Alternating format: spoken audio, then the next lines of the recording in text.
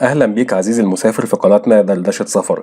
خبر مهم جدا من إدارة الجمارك والحدود الأمريكية بخصوص كسر الفيزا. لو أنت ناوي تسافر أمريكا أو حتى أنت هناك دلوقتي، ركز جدا معايا لأن اللي هقوله ده ممكن ينقذك من مصيبة حرفيا. تخيل معايا كده إنك في أمريكا والدنيا تمام، وبعدين فجأة تلاقي نفسك مطلوب للترحيل ومطلوب منك تدفع غرامة بمبلغ كبير جدا، وممكن كمان تتحبس. وده كله بسبب إيه؟ لأنك ببساطة كسرت التأشيرة بتاعتك. الموضوع فعلا يا جماعة مش هزار. في 2025 القوانين بقت أشد من أي وقت قبل كده، وأي حد بيكسر الفيزا بيتكشف بسهولة جدا. فلو فاكر إنك ممكن تتصرف وتهرب، حابب أقولك إنك غلطان تماما. في الفيديو ده هوضح لك إيه اللي ممكن يحصل لك لو كسرت الفيزا، وإزاي الحكومة هتعرف إنك مخالف، وإيه الطرق اللي تخليك ما تقعش في المشاكل دي. فركز جدا معايا في كل معلومة هقولها في الفيديو ده. إيه اللي هيحصل لو كسرت الفيزا؟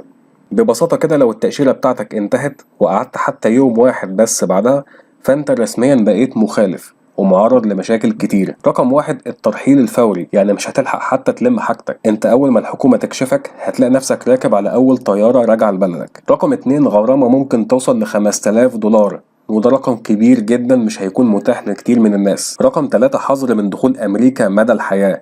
يعني لو حتى بعد سنين حاولت تقدم على تأشيرة جديدة، ملفك عندهم فيه علامة اكس كبيرة، يعني مفيش دخول تاني لأمريكا مدى الحياة. والموضوع مش بس كده، ده لو اكتشفوا انك كنت بتشتغل من غير تصريح، الموضوع ممكن يكبر جدا لحد السجن. وقتها هتقول يا ريتني كنت مشيت مظبوط وما عملتش في نفسي كده. طيب، هي الحكومة او الهجرة الامريكية هيعرفوا منين انك كاسر فيزا؟ ناس كتير هتقول لا، انا هعرف اهرب منهم ومحدش هيعرف يوصلني، وياما ناس كتير قبل كده سافروا امريكا ومحدش جه جنبهم. طيب، هو زمان كان الناس فعلا بتهرب وتقعد سنين في امريكا ومحدش بيعرف عنهم حاجة، ولكن الكلام ده انتهى. إدارة الجمارك والحدود الأمريكية بقى عندهم أنظمة متابعة متطورة جدا، بتعرف مين دخل البلد ومين لسه موجود. عندك مثلا نظام تتبع الدخول والخروج، يعني كل مرة بتدخل فيها أمريكا بياناتك بتتسجل في السيستم، ولما التأشيرة بتاعتك تخلص وجا الوقت اللي المفروض ترجع فيه بلدك وانت لسه جوه أمريكا، السيستم بيدي علامة حمراء. عندك البنوك والمعاملات المالية، لو معاك حساب بنكي في أمريكا أو بتستخدم بطاقة ائتمان هناك، الحكومة عندها وصول لكل ده. ولو لقوا إنك لسه بتصرف فلوس بعد ما أنت كسرت الفيزا، يبقى أنت لسه موجود بطريقة غير قانونية. عندك شركات الاتصالات، لو أنت معاك خط في الموبايل بتاعك وبتعمل منه مكالمات والتأشيرة بتاعتك أو إقامتك خلصت، فعن طريق شركات الاتصالات هيعرفوا يوصلوا ليه. عندك عقود الإيجار والعمل، الملاك والشركات دلوقتي بقوا مجبرين يسجلوا بيانات المستأجرين والموظفين عندهم.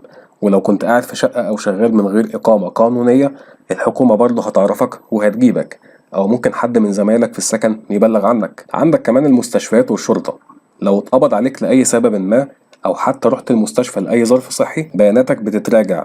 ولو اتضح إنك كاسر الفيزا، على طول بيتم إبلاغ الهجرة. في كمان حملات أمنية مكثفة عشان يمسكوا فيها أي حد مخالف، لأن ببساطة لو حد من الشرطة وقفك وسألك فين الإقامة بتاعتك أو فين التأشيرة بتاعتك وأنت معكش حاجة منهم، هيتقبض عليك فورا. يعني حتى لو فاكر إن محدش شايفك، أي حركة صغيرة منك ممكن تفضحك، وساعتها مفيش مفر من الترحيل. يعني أنت ممكن تكون قاعد في بيتك مستريح وفجأة يجيلك استدعاء من الهجرة، أو تلاقي البوليس بيخبط عليك، وساعتها مش هتعرف تعمل أي حاجة غير إنك تجهز شنطتك للترحيل ودفع الغرامة وحظر نهائي من دخول أمريكا. طيب، الحل إيه بقى؟ لو أنت في أمريكا والتأشيرة بتاعتك قربت تنتهي، عندك 3 حلول. رقم واحد، تمديد التأشيرة.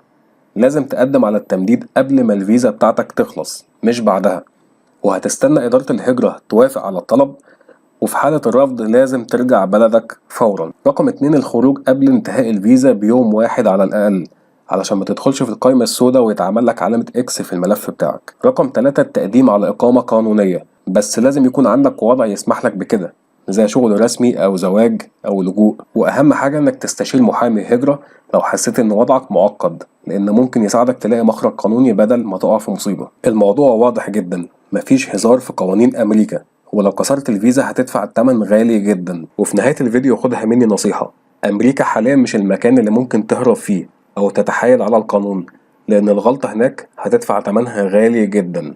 وبشكل عام أنا منصحكش تكسر الفيزا في أي دولة عموما مهما كانت، مش أمريكا بس.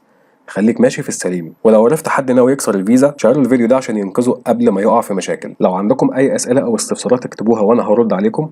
ولو استفدت من الفيديو حاجه، ما تنساش تعمل لايك للفيديو واشتراك في القناه وفعل زر الجرس عشان يوصلك كل فيديوهاتنا الجديده. سلام عليكم.